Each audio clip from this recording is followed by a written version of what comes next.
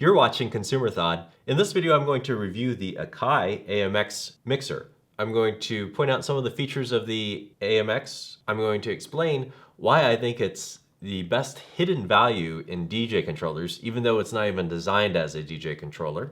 And then I'll go in a little bit further into using it and possibly trying to use it as a standalone DJ controller.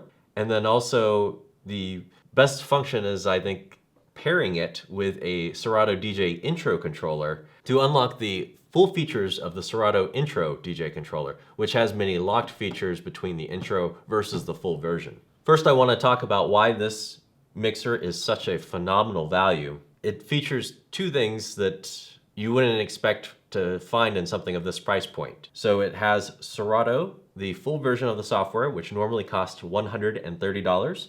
And then it also has this InnoFader Mini Crossfader, which this by itself costs $100. So that's $230 in value for just those two items. And this controller retails for $250. Or if you're looking to save some money, I've searched here on eBay and showed some recent sold listings. And it looks like you can pick this up for as little as $140, a couple at $160, $177. And there's another one for $140. So you can get this for as little as $140 on eBay, most likely. Now, I will say to make sure to check out the links in the description for both the prices on Amazon and eBay, because that helps support this channel without charging you any extra money. So I would definitely appreciate it if you checked out those links to Amazon and eBay, which will be located in the description of this video. So this product is geared towards people using it with either turntables or CDJs with the time-coded discs. You've got two RCA inputs here at the top and one RCA output and USB port for connecting it to your computer. This has to connect to Serato to use the mixer function. It won't operate as a standalone mixer. Down here at the bottom, you have a 3.5mm headphone jack. To use these inputs, you'd have to upgrade to Serato DVS, which would cost an extra $100. What I find interesting is to see how far you can get using this as a DJ controller, even though it's not designed to do that and you don't have a jog wheel, but just to see how close you can get to using it as a DJ controller. So without the jog wheels, it is a little bit tougher to navigate. I can use the browse button here to find a song and load one to load it. I can press play. I can cue it to a certain point. I can even adjust where fine tune where the cue point is by pressing search and using the control wheel. So I could set a cue point here, and I could do this to even scratch a little bit. But this isn't a good way of navigating throughout the song, so you'll see it just turns it just a very small amount, and there's no way to adjust the range that this scrolls through the song. So if I want to get 1 minute in, I would have to do this for a long time. The better way is to just use the computer here and then tap where I want to go into the song. You've got the shift button here. You can do a play stutter if you set the cue point up, and then press shift, and then you can press this multiple times to do like a little play stutter effect. So I can set the pitch here by pressing shift and then rolling this knob. I can also press play and then pressing search and browse.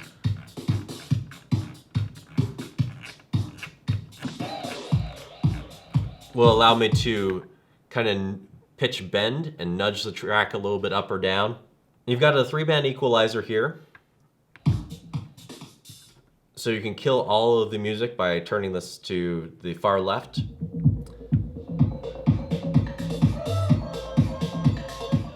An interesting feature is the touch feature. You press touch, and these are actually capacitive sensitive knobs.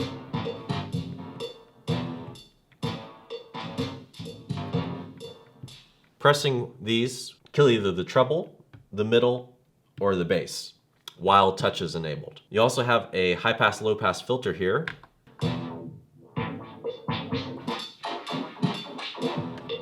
A neat feature is pressing the touch key, and this turns the high-pass, low-pass filter into a loop roll, as well as a high-pass, low-pass filter. So let me show you how that sounds.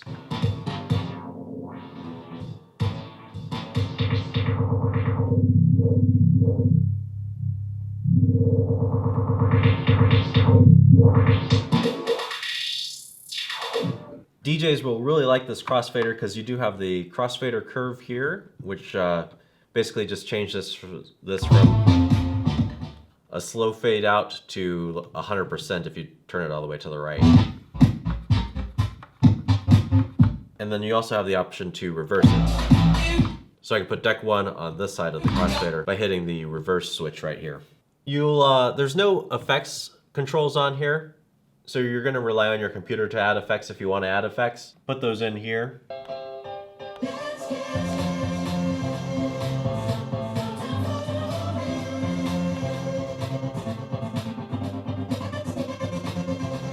Another option would be to get a companion controller, which is actually the Akai AFX. And this is $200, so this isn't going to be for that like budget-minded that I was kind of like aiming to do on this video. But you know, if you do want to have dedicated effects buttons, this is one way of doing it. I would recommend just using that Serato DJ Intro controller, which I'm going to show now. I've got the Pioneer DDJ SB2, and you'll just want to make sure that you connect this first to use Serato DJ, and you'll want to make sure that you're using the output has to be from this. You can't use the outputs on this intro controller that you're connecting. You also can't use the headphone monitor on the intro controller that you're connecting. So your headphone controls are going to be on this mixer, as well as the master volume controls are going to be on this mixer, not over here. But everything else does work. So I can scratch here, I can hit the play button, and then I also have access to the effects too.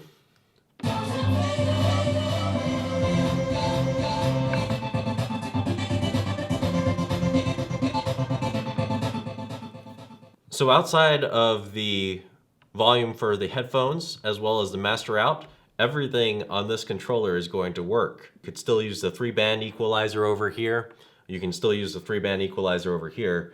I'd recommend this to anybody thinking about upgrading from the Serato DJ Intro to the full version of Serato to get the AMX, because it's going to come with Serato. It's going to come with this really nice crossfader. You might argue it's something extra to set up, it's something extra to carry when you're on a gig, but it's nice to have redundancies, you know? You don't know if this would fail or if this would fail. The show could go on, basically. I also feel it's nice to spend the $130 on something that's more tangible. You get an actual piece of something with this versus just spending it on software alone.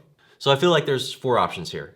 You can always stay with DJ Intro. The second option would be to add in the full version of Serato DJ by paying $130 just for the software. The third option is to get the Akai AMX and use this to upgrade Serato and have kind of a backup fail-safe mixer slash sort of controller. The downside would be the additional setup. The fourth option would be to just scrap all of this and to buy a expensive DJ controller which has Serato built into it. The cheapest one I can think of, around the $600 range, you could get a Pioneer DJ SR. So I'd like to hear from the audience, you know, given those options, what do you think is the best choice? I'm gonna have a poll in one of the cards on this video, so answer that poll and let me know what you think. Also, you can check the cards section in this video. There's going to be a couple of follow-up videos on this, as well as related videos. This has actually been a DJ controller week where I've been doing individual reviews of 5 DJ controllers, and I'm going to have a weekly roundup, as well as a more detailed video which shows the differences and some of the unlocked features you get between Serato DJ Intro and Serato DJ. So make sure to check the cards section for those videos as well. Please subscribe, like, comment, and share this video with others. And thank you again for watching Consumerthon.